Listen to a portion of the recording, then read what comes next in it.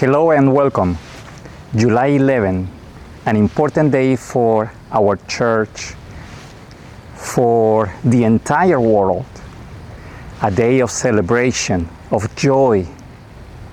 We are celebrating one of the greatest disciples in the history of Christianity, Saint Benedict.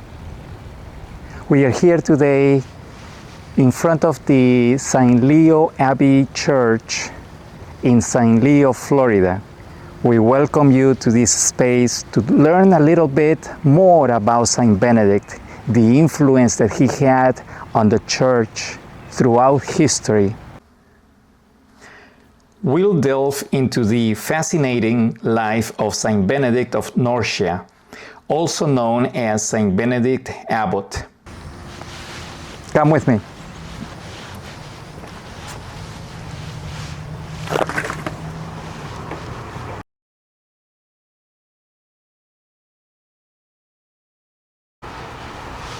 Hello again, Brother Apollo. Hello, Thank you for joining us today. If you don't mind introducing yourself for a couple of minutes so our audience knows who you are and where you are located. Hello everyone, my name is Apollo. I am a brother here at St. Leo Abbey in the Order of St. Benedict. Currently, I'm the administrator of St. Leo Abbey. This was something recent since the last time you all heard from me. And I'm a Floridian, and I came here when I was 21 years old, and I've been here ever since. Now I'm 32. I celebrate 10 years in vows tomorrow. And that's a great opportunity for us to talk again. Tomorrow, July 11, a very special day for the church because we are celebrating one of the great disciples of our community, one that brought so many changes and so many examples for us to follow within the church and throughout the entire world. So, what is the meaning of Saint Benedict in your daily life as a monk? In our daily life, just the rule itself. We're monks because we follow the rule of Saint Benedict, which is an instruction on how to live the gospel, how to live a Christian life in everyday life, for those who didn't know back in the day. And for us, we're reminded of it every single day from the moment our lips open, from the moment our feet touch the floor. We're reminded that we're disciples of Christ through Saint Benedict, because the first words out of our mouth are, Lord. Lord, open my lips, and my mouth will proclaim your praise. It's our hope that those will be the last words on our lips also when we die. But as we go through our day, we work together, we pray together. The motto of the Benedictine order is ora et labora. So we're constantly reminded of the impact that Benedict had. And every meal, every day at lunch, we hear an excerpt from the rule of Saint Benedict, which talks about humility, which talks about obedience, of listening to one another, having mutual love and forgiveness for one another, and also just a basic structure of the daily life that each monk is supposed to live, how we're supposed to come together, pray briefly, in a way to consecrate time and go forward in our day. And that from the very beginning of our day to the very end of our days, it's done in service of one another, out of love for Christ. And if ever things get rough or, stupid little arguments come up, we're also reminded to forgive one another. And at the end of the day, we're each other's brothers, we're each other's family, and it's like Christ and his apostles. Like no matter what happened, at the end of the day, we ask each other, Christ would ask you, do you love me?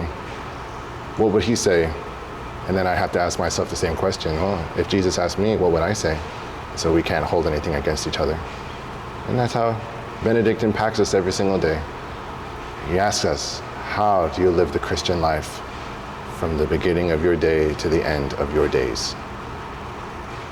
And we know that Saint Benedict has been creating so much impact in the church throughout many centuries. Mm-hmm. And you as a monk, and I imagine many of the people that are watching us today, ask themselves how his prayer and how his intercession is actually becoming a reality in our lives.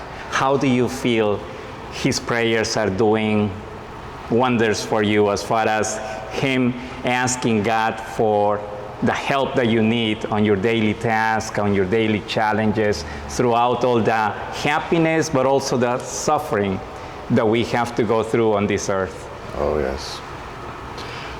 The way St. Benedict arranged every monastery was that they would have an abbot, a leader, who would be the guide, the spiritual father. He had the place of Christ within every community. And so now, being the administrator, I have that role. While I may not have the title or the powers of an abbot, I still have the role of being the father of the house. It's a little awkward being the youngest in the house, but even Benedict provides that in his rule. He talks about how the will of God may be made known in the young. And so I hope that by my yes to be leader of this house, that I am doing the will of God, and that every interaction that I have with the monks will be with the mindset of, these are my children, I need to take care of them, I have to be responsible for them. Everything that I do, everything that they do is, revolves around how I live my Christian life, how my faith is, and how it will impact them. And so for just any other person that's out there, it's the same thing. We're all owed to our brother, we're all owed to our sister. There's another saint who has impacted monasticism, who came long before St. Benedict, but Anthony, St. Anthony of the Desert, who was the first father of monks. And he said how our salvation and our damnation is with our brother. And so, St. Benedict's rule dips heavily into that, where it talks about how the way we relate to our brother is connected to our salvation or our damnation. How will I love my brother? How will I love my sister, my father, my mother? That impacts everything. And it also changes me as a person. So people who are out there in the world who are wondering, what can I do? Start with your brother, start with your neighbor. If you don't, then everything's hollow. I mean, even the hermits who are secluded out in the desert, they still have to interact with other people. They still have to interact with themselves. And that's another thing, loving yourself. There's a lot of tragic depression and self-hatred and sadness that oozes into every crack. But we weren't made to be sad and mopey. We were made to be joyful, to be hopeful, not to be drowning in despair because of things that I've done in the past. And St. Benedict was very heavy on forgiveness because Christ was heavy on forgiveness. Everything tailored around that. And so, how you treat your brother, forgive yourself, forgive your neighbor, just live the law of Christ. That's all. Benedict, that was his goal. That's all he wanted anybody to do. He wrote the whole rule just for that. Live like Christ in the monastery.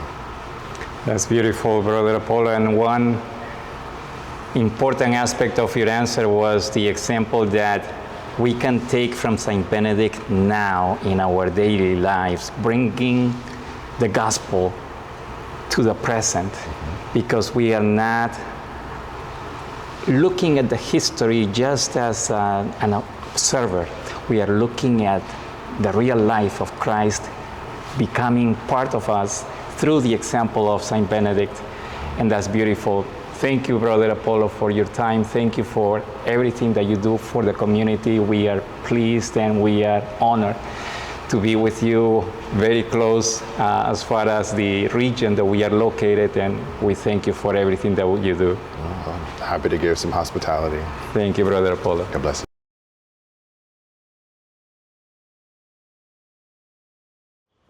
This is our little alcove dedicated to St. Benedict here at St. Leo Abbey. And we have this space here as a reminder for all of the monks of our patron who came before us, St. Benedict. He was a man who lived in the 5th and 6th century, and he was a youth who wanted to get away from the corrupt life that was taking place as the Roman Empire collapsed. I know a lot of you young people also have a similar yearning, and so it's understandable when we get a lot of young people that come here to the Abbey who are seeking this life of purpose, of prayer, of community. And so Saint Benedict, everything we know about Saint Benedict comes from the writings of Saint Gregory the Great, who, while speaking to his disciple Peter in the dialogues of Saint Gregory the Great, we hear about Saint Benedict's life, how he ran away, how he sought refuge in a cave in order to learn and pray and dedicate his entire life to God.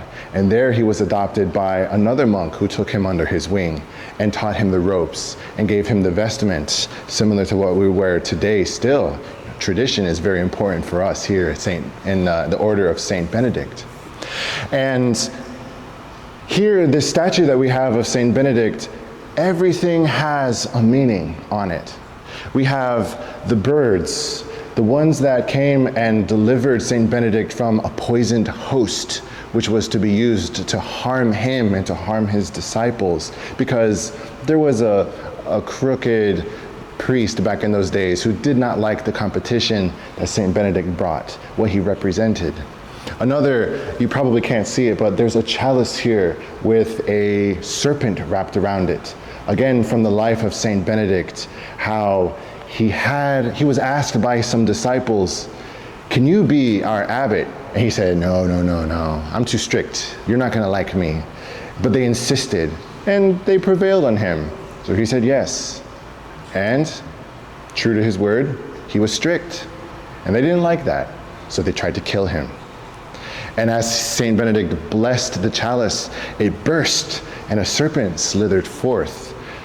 Another sign of the power of the cross in Benedict's daily life, which is why the cross of Saint Benedict is so important to us, because the entire prayer of exorcism shows the power of the cross. And that's why the monks carry it with them. That's why it has such a special blessing. That's why we give it out to people. And that's why we always are mindful of the prayer of exorcism that comes with it.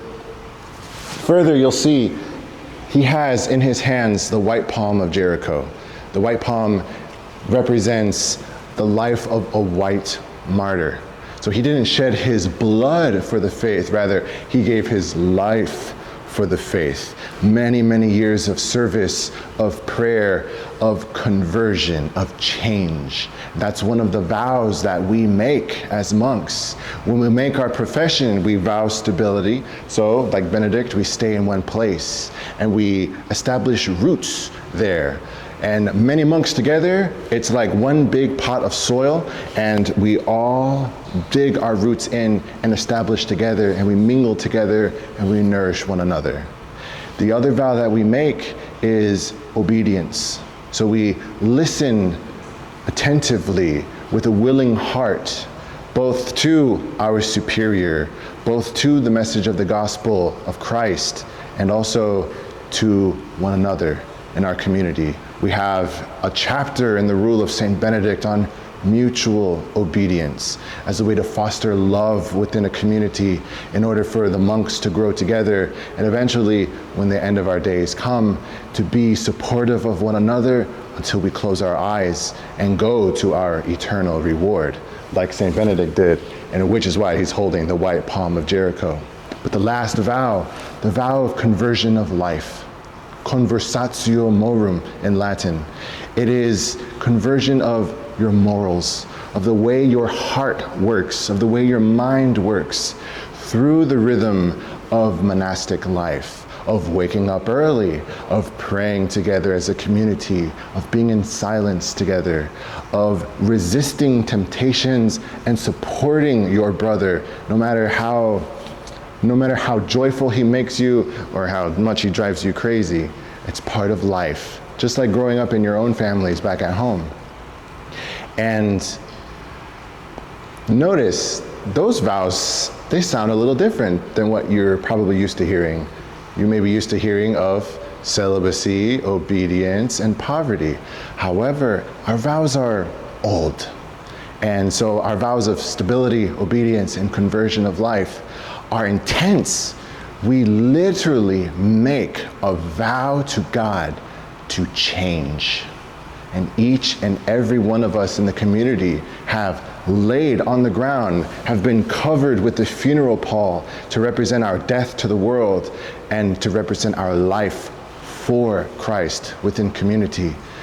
And as we lay there, we lay our life, we lay our dreams out, and we give them all to Christ. And we say, God, I vow to change for you so that you may treat me like St. Paul as your instrument and use me however you need me, to wield me as your weapon of peace, of love, and of evangelization, of healing within this community.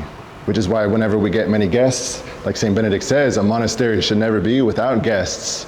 We are a place like a hospital where people come for peace, quiet, retreat, and healing in a very chaotic and brutal world.